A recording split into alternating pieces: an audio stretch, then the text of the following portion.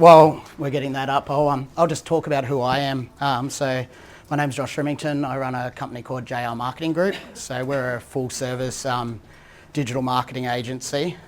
I've been doing that for about six years.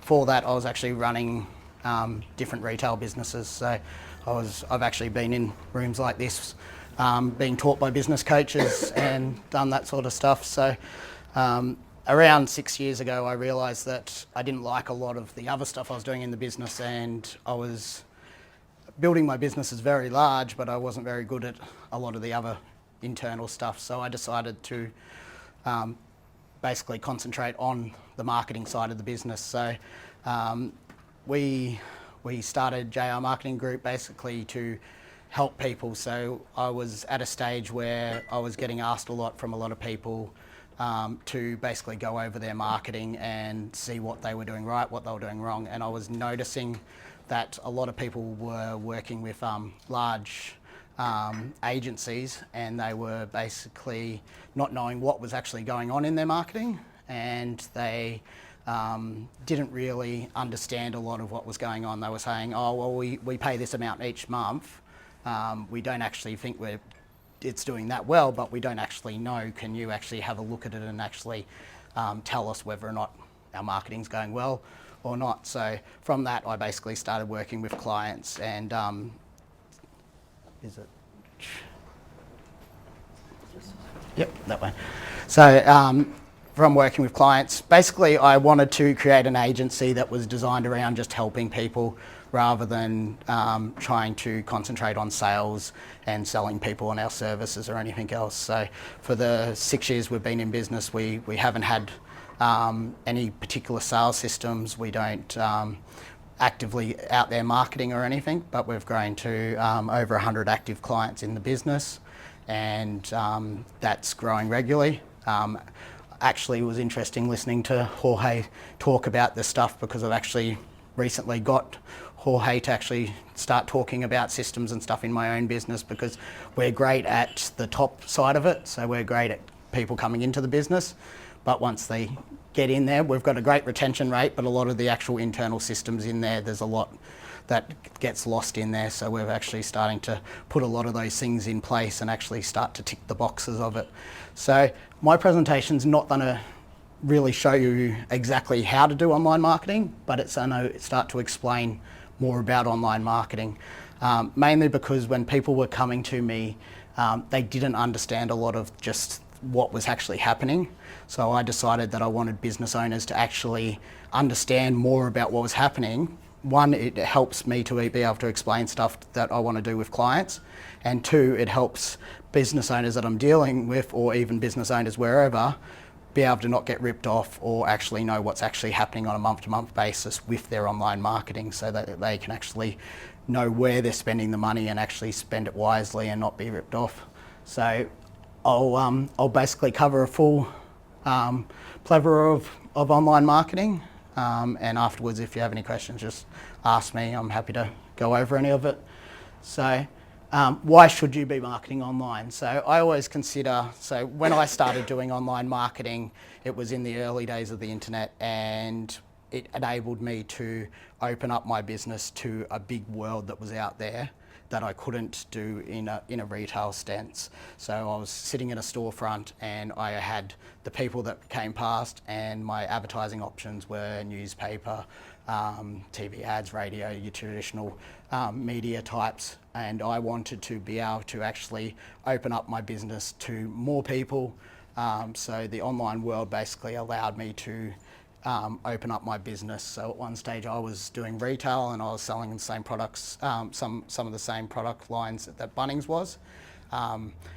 Online marketing actually allowed me to outsell Bunnings every year while I was doing it. So it enabled us to compete on a level with a major player with millions of dollars of budget, because the online world is like that. If you're doing it right, you can basically compete on a level. So I always consider it like a billboard. Basically, you can put yourself in front of whoever you want on the internet, depending on where you want to market. So basically, you have this ability to then put your business in front of who you want, and basically then it comes down to what message you're putting it out to there and how you want to be perceived. So that's where I consider online marketing.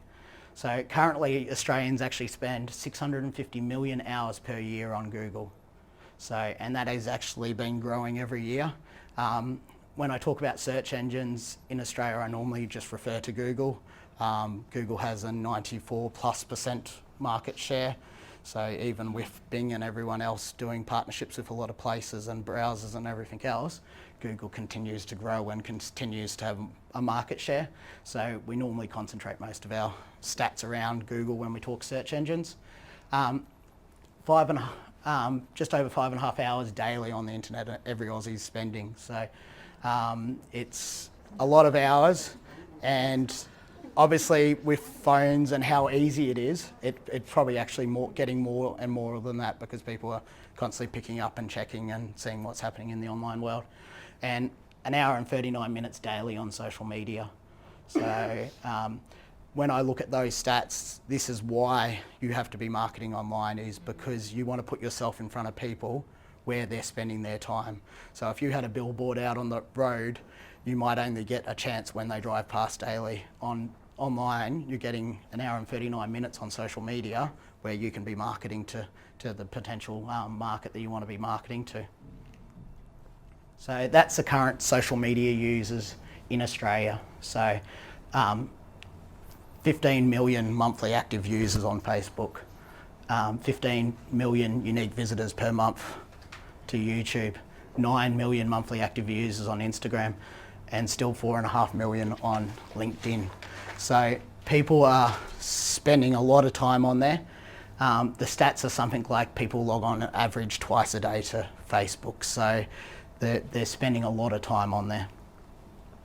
So to help you understand it, I thought we'd go over some of the online marketing terms so that you can actually understand a bit more about the way we speak and things we say. I always try and simplify things. I don't try and overcomplicate most processes. I'm known to tell my team at the office, why are we trying to do it this way? Why can't we just go A, B? Because you try and overcomplicate a process, it just becomes messy. So you understanding a lot of the online marketing jargon allows you to understand most of the marketing. So when we refer to Google and SEO, so SEO stands for search engine optimization. So it's basically optimizing your website to rank highly in Google. So when people search stuff, they will find your website. PPC, so stands for pay per click. So this can be on Google AdWords, Facebook ads, LinkedIn ads, Snapchat ads, anything where you're paying per click that someone actually clicks on an ad. SEM, so this is your search engine marketing. So this is what I was just referring to with AdWords. So AdWords are your ads that appear in your Google search. They also can appear in YouTube and display ads. As of last week, Google just rebranded from Google AdWords to Google Ads because they are doing multiple marketing methods. SMO is your social media optimization. So it's basically optimizing your social media campaigns according to who you're actually targeting. So making sure your social media pages are actually optimized according to who you actually want to target. NAP. So this is something, as a person that's got a background in SEO, I refer to all the time. So this stands for your name, address and phone number. So a lot of people don't realise that it actually makes a huge difference with Google and your directories and everything else, that this is actually consistent across the internet. When you look at a lot of businesses, they may have changed addresses, there may be different formats. It makes a huge difference actually in your Google Maps listing that all your other directories are exactly the same, that Facebook's the same, and then actually that your websites refer to it in the exact same format. Because when most of the bots that basically decide if your website's going to rank, when they look at your website, they want to actually see the same information that they're seeing on other websites on your own website, so that they know, okay, these are the same properties and they're referring to the same business. CTR is your click-through rate. So this is something when you're actually looking at the conversion and everything else that you'll actually start to look at when in ads. So when you're looking at stuff, you'll actually start to look at a click-through rate. So how many times your ads appear versus, and then how many people are actually clicking on there. and you'll get a percentage of actually how many people are actually clicking through, which is your CTR. CTA, so these are actually what are actually on your website to actually get people's attention. So often I'll go to a website and there's no clear call to action of what you actually want people to do on your website. So you actually have to be making sure that people actually know what to do when they're going to a page, because their attention span is so short and they're spending less time on a website that you have to actually tell them what you want to do. So give them a clear call to action and of what you actually want them to do. URL, it may sound silly, but a lot of people and businesses I speak to don't know what I'm referring to when I say a URL. It's basically just your address of your website. So anything you see in your address bar is the URL of the actual website. Funnels. It's exactly what Jorge's drawn up here is a funnel. The difference is that when I'm talking about funnels, I'm talking about the attraction side of the funnel. So we're actually putting multiple steps into a funnel to actually attract someone. So we may have a small free call to action to actually get them to take action the first time, and then we may have an upsell and then another upsell. And when we look at it in like a dentistry point of view from like Jeff, we're looking at, okay, is someone booking in for a checkup?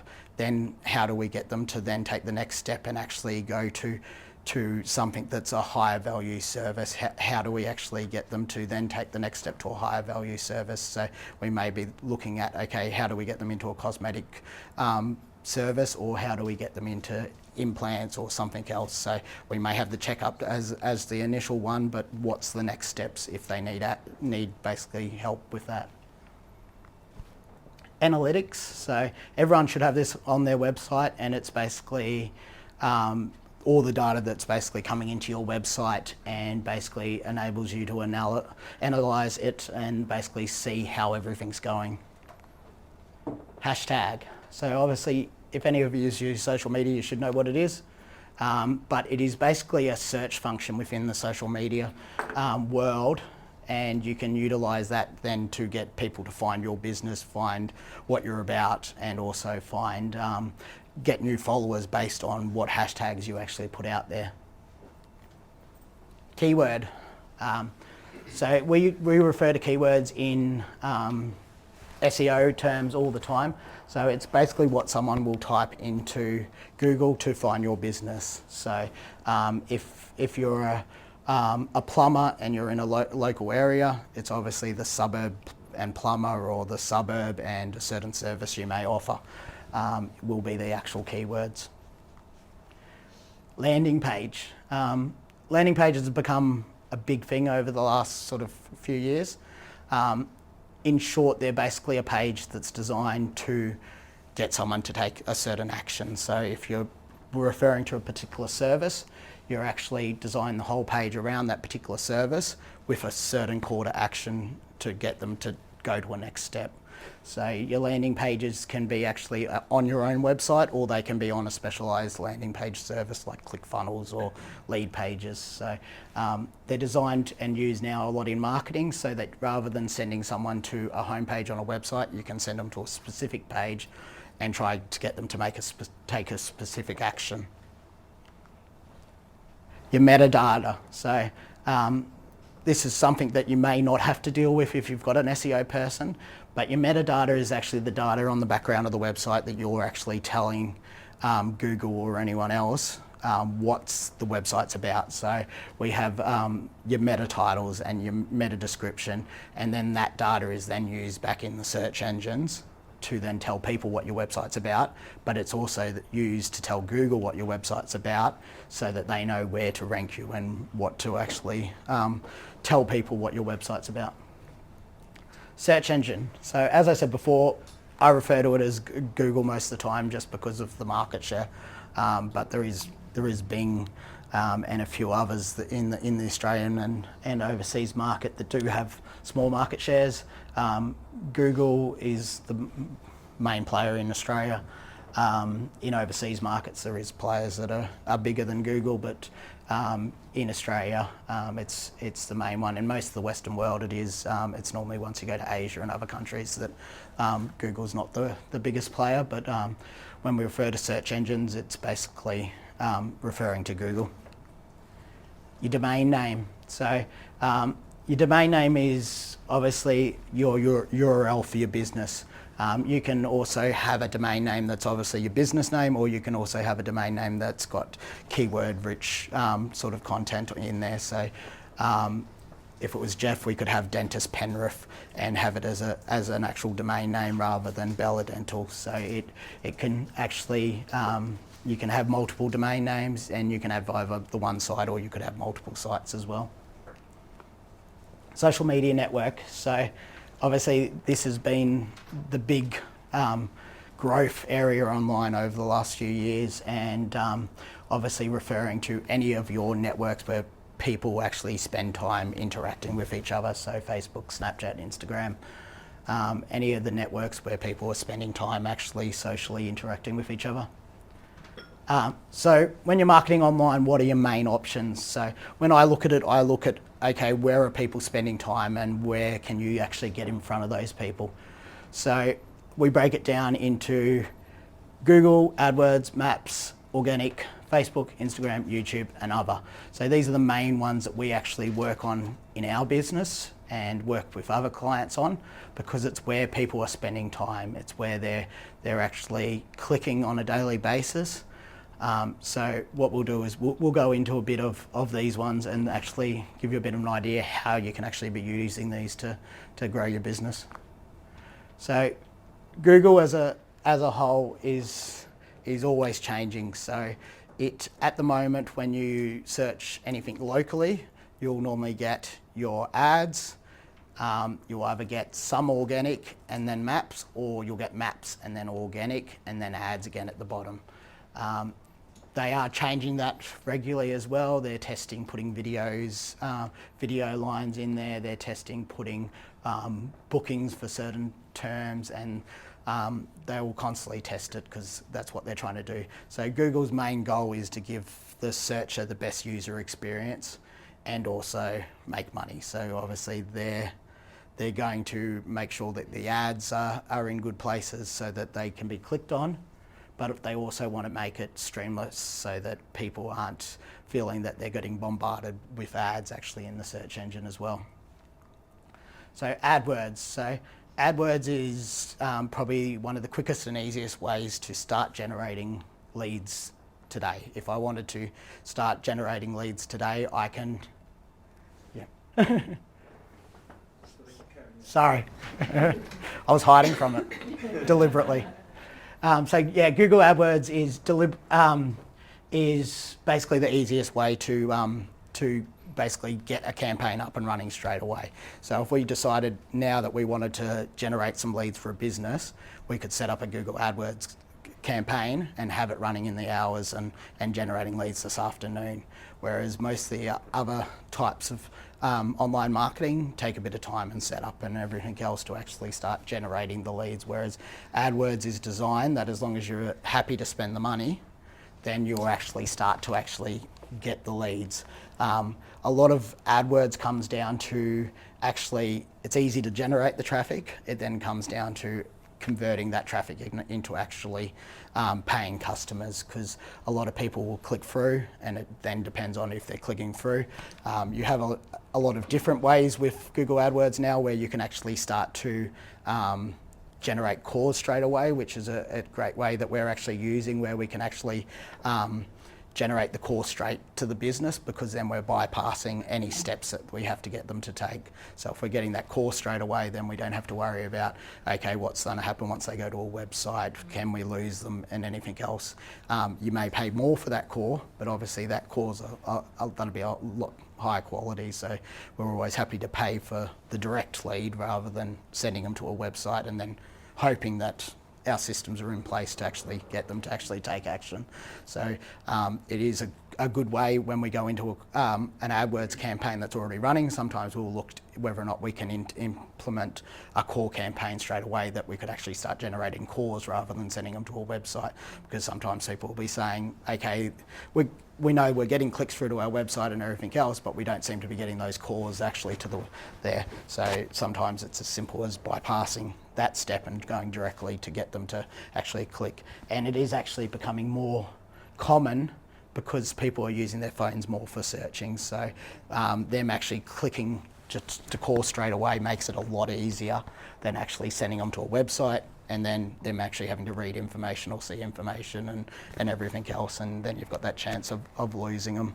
So generally with Google AdWords, it is an auction system, so depending on the industry that you're in and how many competitors you are, you will pay more according to that. So obviously certain terms, legal terms, solar terms, a lot of high value industries, they pay hundreds of dollars a click, whereas other industries you're paying $1 or $2 a click. So it just depends on your industry and your competitors and who's willing to actually pay the money to be out there. So certain areas, when we're in a city and we're targeting certain terms, you're obviously going to pay more because there's a lot more competitors and a lot more people targeting them, versus if you're in a rural area and that you might be the only one that's actually bidding on a certain keyword. So just touching on that.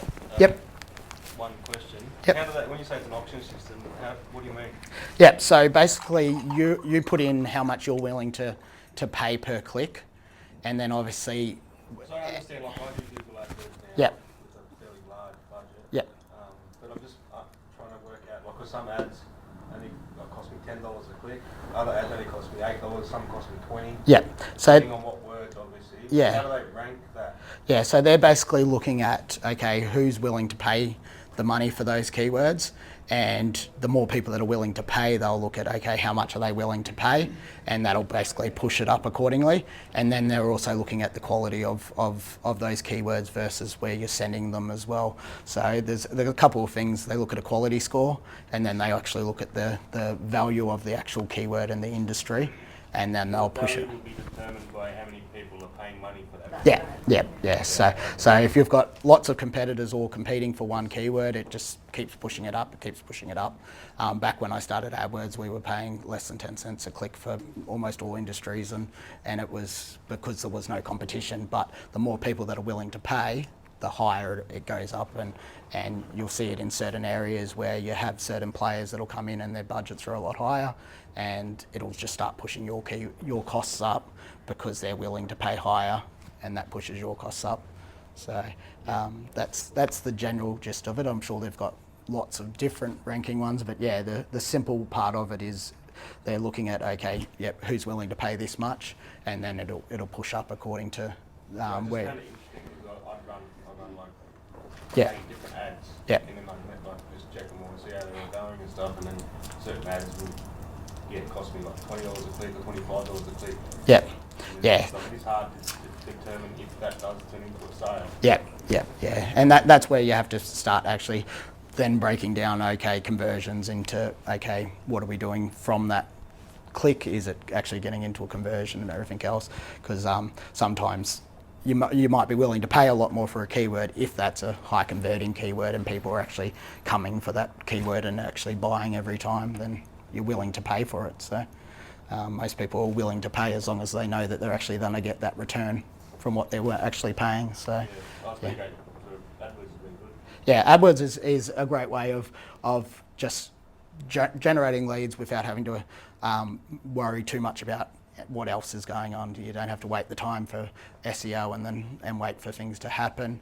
And it's also great to be able to turn it on and off and change it according to what. So a lot of our clients will say, okay, we're booked out for the next 2 weeks, so can we turn off all the ads, and then start them when they are, and you're able to schedule them accordingly. We have certain clients where they'll send through a schedule of who's booked up for certain hours and all that, and when they're trying to actually generate it, and then we'll be able to target according to when we want ads to actually show more often or not. So it is a good way of being able to get in front of it, and people generally, the way I look at it when I'm looking at it, and most of the time our time spent most of the time between Google and Facebook these days, is because that's where most people are spending their time.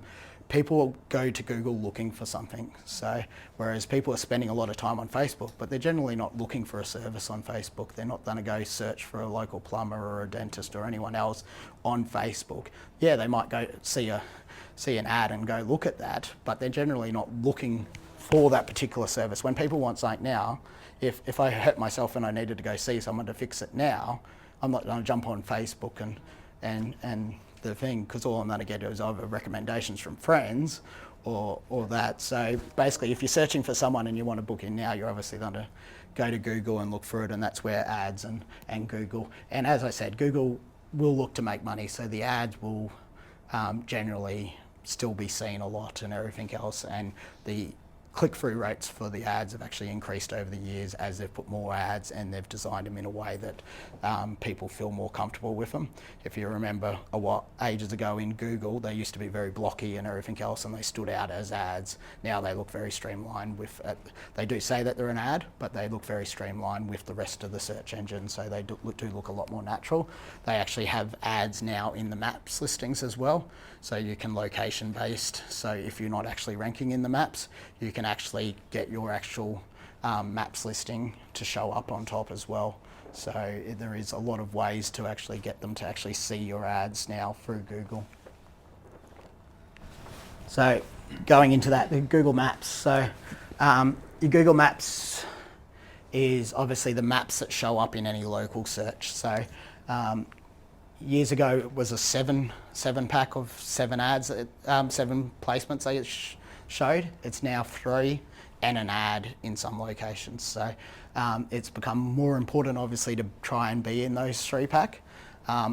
We find that the actual ranking of those when you're actually in those 3-pack doesn't matter too much. Once it comes down to is actually your reviews and your business, because it's sort of like going to a restaurant, you're going to sort of look for that high rated business and click through to them first most of the time. So if you are ranking in the maps, you should be looking at what ways you can actually have to actually be generating Google reviews and actually be having your listing. The maps actually are adding a lot new features, so you can actually do weekly posts actually in your maps listings of specials and offers that'll actually show up. If someone searches your business, it'll show what you've actually put in there as a special and offer, so that they are working on it. And with the ads actually being in there now, if you're actually not ranking, you can actually choose to actually put your listing in there as well. So it is quite beneficial.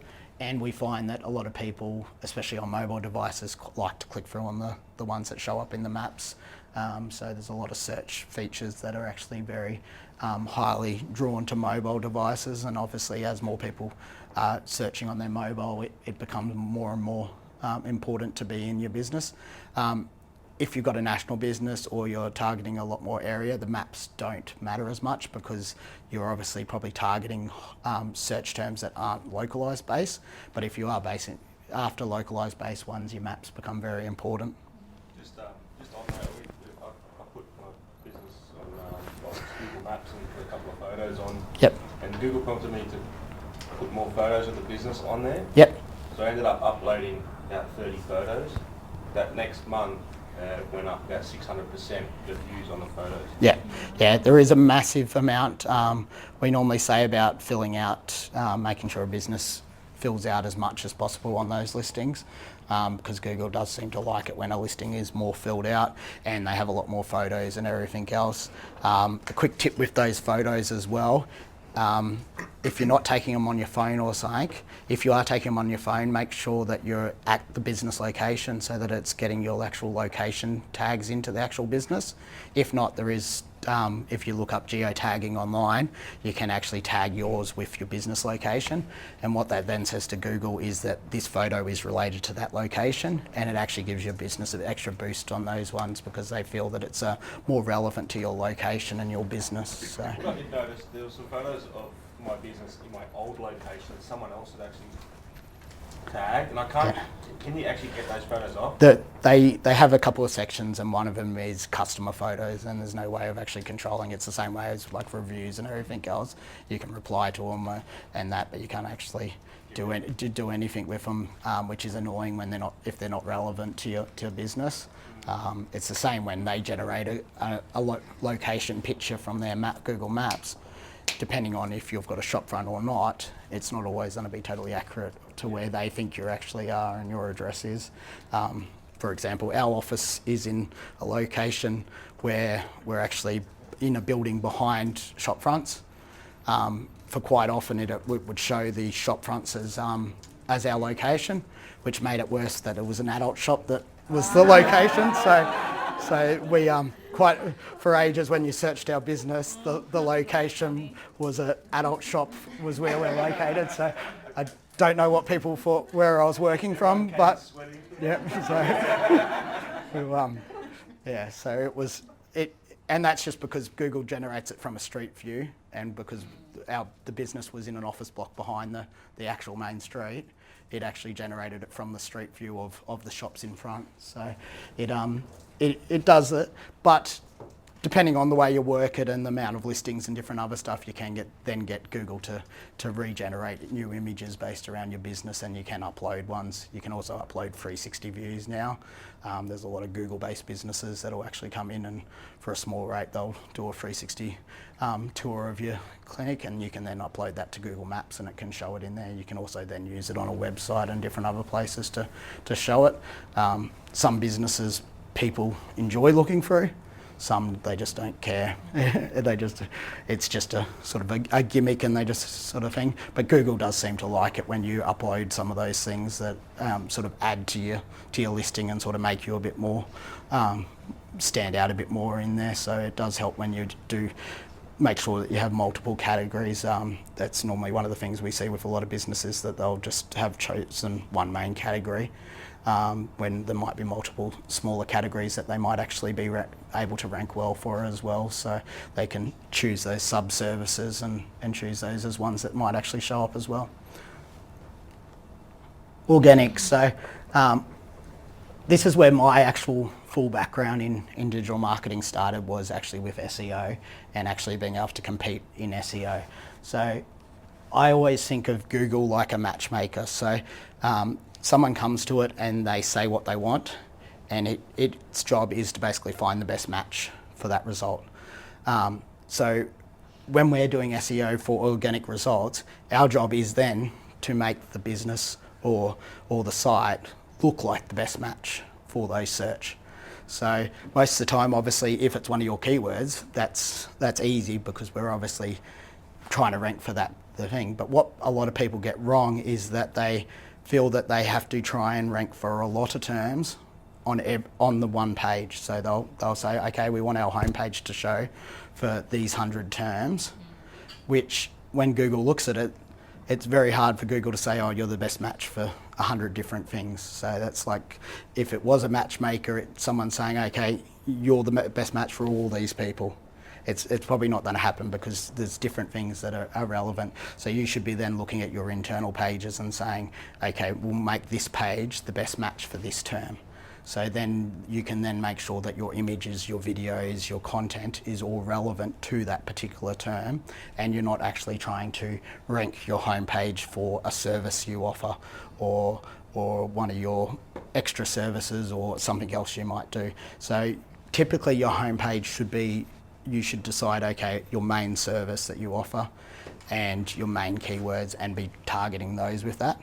Your homepage naturally might rank for a lot more, but you really need to be concentrating on targeting it for one or two main keywords, and then be looking at the other pages and saying, okay, we want to rank this page for this, and that we'll put content and relevant stuff to rank that. With Google being a matchmaker, they look at that content, but then they also look at things like links from other sites. So they're looking at the directory links, they're looking at the social media links, they're looking at blog posts about certain topics and saying, okay, is this site getting votes of confidence from other sites to say that it actually should be ranked for these particular keywords? So a link is basically when just another site links to you, And a good link is actually when they're actually linking to you from a particular term, and also obviously a page that's relevant to the topic that you're actually trying to rank for. Because when I look at links and internal and external links, I always look at Wikipedia and how often they link between pages and everything else. So if you look at Wikipedia linking to another page and think of it as another website linking back to you from a particular term, they're basically telling Google that your site is relevant for that term, and or is what we know it as an authority on that topic, because Google wants to look for people that are an authority on a topic and show them high because they feel that they'll be a good match for it. So we start to look at links and building links and different things to actually start to actually increase a ranking once we've actually got everything on site right. So the on-site content becomes the first element that we look at, and then we look at the linking and ways that we can actually boost your online footprint to actually tell Google that you're more important than other people and that you should be ranking higher. So let's get into Facebook. Chris said to me before, I spend all my time on there, and it's probably true. I probably spend a lot of my time on it, and it's over the last 5 years, it's been my main learning on marketing and how to actually get people to take action, interact with your content, build pages. But in the end, you also have to remember that it is not a marketing platform, it is a social media network. So you have to be looking at it on ways that you can be interacting with people in a social way so that they actually feel comfortable. Our best pages that we've grown are all grown because the content and the stuff that's going out is relevant to the audience, and people are able to interact with it and feel comfortable to interact with it. And they've grown their businesses basically because of that, not because we're throwing offers at them every day or services and selling to them. So it's about going on Facebook and making sure that you have a good social profile and that you know your audience. So I always look, when I'm doing any marketing, I look to find, okay, who do we want to actually market to, and who's that audience that we actually want to market to. Because it's sort of like going out fishing. You're not going to, if you've got no idea and you just go into the ocean and you just throw your line out, you might catch something. But if you go to a dam that's full of fish and everything else, you're going to catch a hell of a lot more fish than just driving around in the boat all day trying to find somewhere that might actually have the right thing. So you're basically trying to find that audience where that's who you actually want to market to, and that's who you want to actually be liking your page, interacting with your page, and who you're actually advertising to. So the content that you're putting out has to actually be relevant to the audience that you're actually. So if you're a business that has a lot of families that you deal with, the stuff that you're putting out needs to be family orientated stuff, and it can be personal type family stuff. So you can be sharing your personal family stuff if you feel comfortable.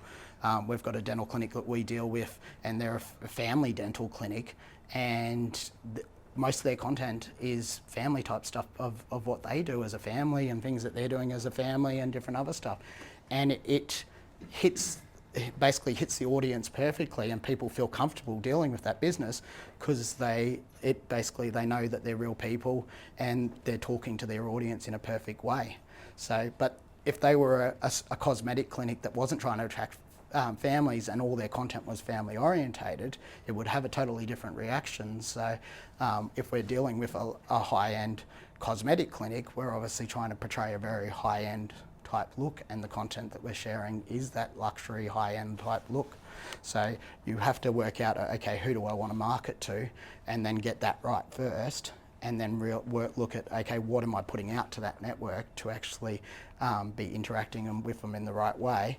And then actually, if you're advertising, what ads am I putting out to that audience in the way? Because once you know your audience, you know what you can actually put out to them, and you can actually speak to them in a better way than actually just hoping that it might actually work. So Instagram.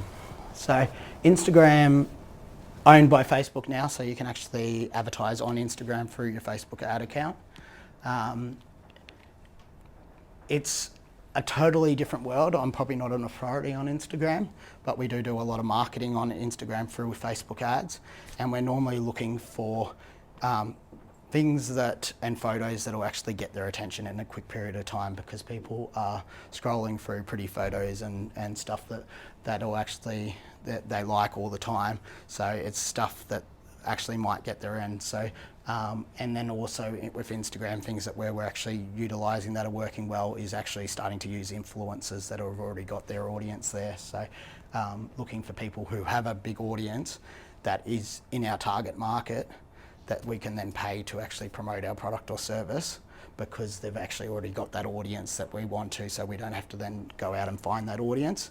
And with influencer marketing, you can basically, you're basically getting a vote of confidence from someone that's already got all these fans, so it basically comes across that someone's basically giving you an endorsement. So it comes across very, very big.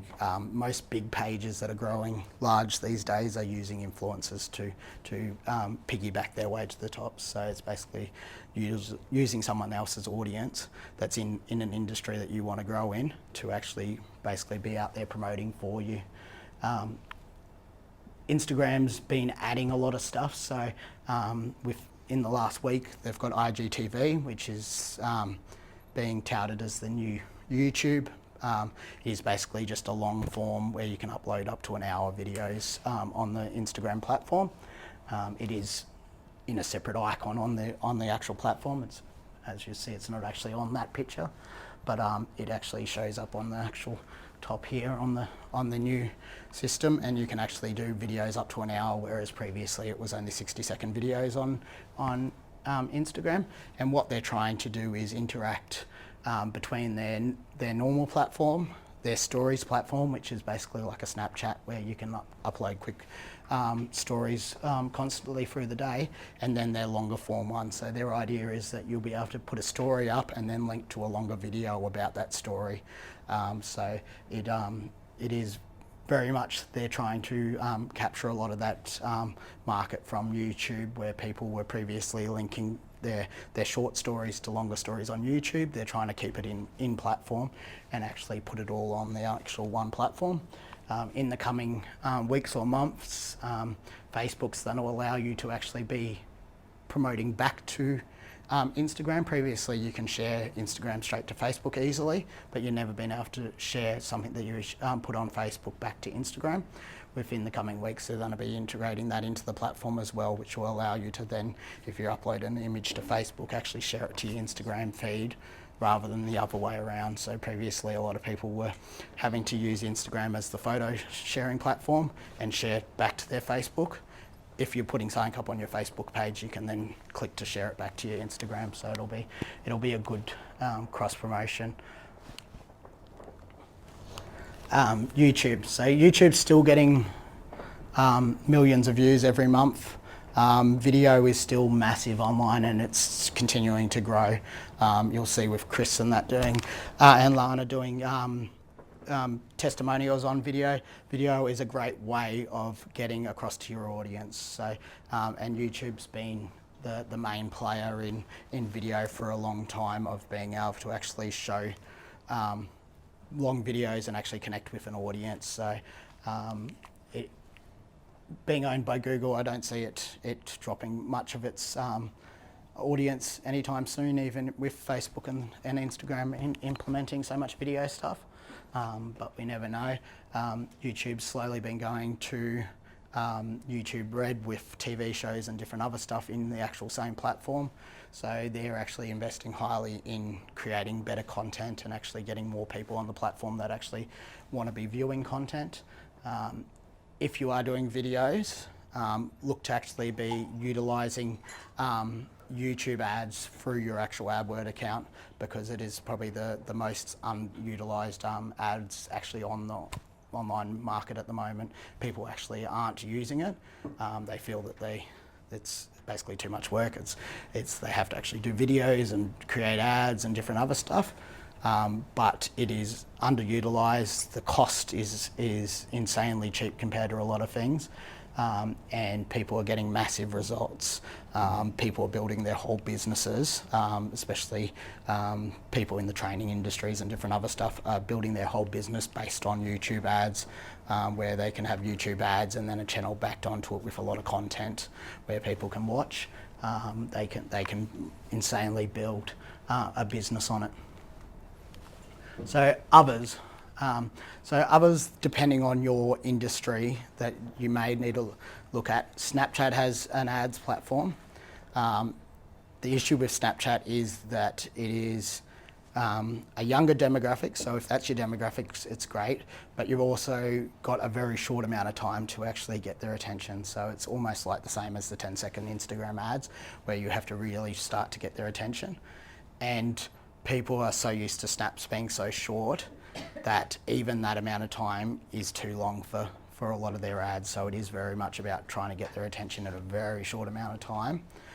It is another ad platform that you can actually get some affordable ad options just because there's less people using it at the moment. So it is a great option. Other big one, especially in business, is LinkedIn. And it's great basically because it's the way it was set up as an online resume platform allows you to connect with certain industries. So you can build a big database of people in certain industries and then be able to advertise to those people, put content out to those people. LinkedIn is increasing the amount of content that you're allowed on there as well, with a lot of videos and articles, so you're able to get in front of a lot more people a lot easier. So do it yourself versus done for you. So this is obviously a debate for a lot of things that you do in your business that you may not be good at, whether or not you spend the time to actually do it for yourself or you actually get someone just to do it for you. I think most business owners need to have a good knowledge of marketing and what's happening, but depending on their time and their schedule, they probably should be using someone else just for the time factor and the cost factor, because they can be spending their time actually doing something a lot more valuable than actually sitting there actually setting up an ad that might take them 5 times longer to do versus someone that might actually be doing it regularly. So that's my first one, is basically that you'll basically get more time if you hire someone else to do it. And that's probably the same for most things in your business. We spend a lot of time doing things in our business that we feel we have to do and they have to get done without actually stopping and thinking, okay, is this a valuable actually use of my time as the business owner? Am I actually spending the time doing the things that actually are bringing the most money into my business, or could I be paying someone to it? I've spent a lot of time doing a lot of stuff in my business, and then I've actually sat down and worked out, okay, I shouldn't be doing a lot of this stuff myself and I should be utilising other people, and it's why I look at people like Jorge and say, hey, what can I be doing to actually improve my business? So the time factor is a big thing. And the cost. So the cost isn't normally always to do with your time and the actual cost of paying someone to actually do it. Generally with marketing is that if I'm sitting there and I'm working on 500 campaigns, I have a lot of data that I'm looking at on a daily basis to know what's working and what's not. If you set up a campaign, you have to actually figure that out for yourself. So there's the marketing and learning what's working and what's not working can be a very expensive sort of process. So working things at work and actually hiring someone to actually do it can actually save you a lot of money in the long run, because you're not actually having to work out that stuff for yourself, and you've got someone that is actually dealing in that and can actually implement a campaign they already know works into the business without having to spend the time actually doing it. How do you know who to trust with your marketing? My biggest issue I've had, especially coming from an SEO background, is that the field and the industry has been so tarnished. Most of the time we're considered worse than used car salesmen. Sorry if anyone's a car salesman. Just because of the amount of people that are out there and either offering to do it and not actually being good at it, or actually the amount of just cold outreach that you get on a daily basis. If you're actually doing any marketing yourself, you'll probably know that you get a zillion emails a day from other people offering to do it, creating audits, doing different other stuff for your business. without any actual foundation to actually who they are and why you should actually work with them. So it's a major thing is actually working out who you should actually trust. And I think it's for most things in your business, you actually should actually start to look at it as you look at any personal relationship, and actually basically choose someone that you actually feel comfortable with and that you can actually trust. So experience is a big thing in marketing. So you should actually be asking them who they're working for, but more importantly, asking other businesses who, if in your industry, most of you have people that you network that are in the same type of industry, who are they using? What have they found that works well? Different things like that, because that's things that will actually start to actually say, okay, well, I know that someone is actually getting results versus, okay, this guy's saying he's working for someone, but are they actually getting results? Are they actually having a good experience with that person? And that comes into the recommendations. So basically, who would someone actually recommend to you? Not who they put on there as a testimonial or who they say work with. Who can you actually talk to and say, okay, who have you used for something, and would they actually work with me, or can they work with me or talk to me? Knows your industry. So working in particular industries is major, because knowing actually what gets people to actually take action in different industries is a major thing in marketing. So people that actually know particular industries, it's basically, you'll save thousands of dollars just on having someone that actually knows your industry well and can actually implement stuff that they know is working already in the industry, and not actually stuff that they just think's going to work in the industry. And in the end, someone you feel comfortable with. So a lot of times when I take over marketing campaigns and different things, the normal response I get from someone is that they actually didn't feel that comfortable and they weren't totally sure with the person, but they knew they needed to do something, so they signed up and got locked into a contract and they got stuck with them. And the worst thing is if you're stuck in a contract and you're not comfortable with the actual person that you're actually dealing with, and you don't feel actually comfortable that they're actually handling your marketing. So your marketing is part of your business, so you have to feel like that person needs to be part of your team and feels comfortable. You have to feel comfortable that they are actually handling your marketing, putting out your message in the right way, and actually generating you leads and sales and everything like that. So the biggest thing is someone that you actually feel comfortable with. So that's it from me today. I don't know how my time was going or not. You were bang on time. Okay, so if anyone does want a marketing review, take a photo of that link there. It will stay up for a limited time depending on how my calendar looks. But yeah, it'll basically be me going over what you're currently doing and giving you sort of advice on anything that basically you could be doing. So I can't work with a lot of people, but I can make the time for those calls and actually talk to you and see what you're currently doing and give you any advice on how basically you could get someone to do it for you. No worries. Thanks, guys. Did anyone have any questions that they want? Special thanks to Josh too. He's flown down from Queensland just for us today. No worries. If you want to connect with him on Facebook, he accepts everyone. I have a question. Yeah.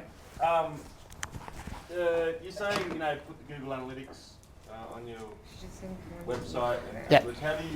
How do you know what's the benchmark, or how do you know where you should be with those scores? Yeah. So Google Analytics, and I measure everything, and I've got all this data, and I'm like, well, I don't know if that's good or not. Yeah. So a lot of a lot of those reports are just crazy, and on a monthly basis when I send them through to clients, I normally have to jump on a call and go through some of those stuff, because it is just crazy, and you can track that many things, or you can track too much. Yeah.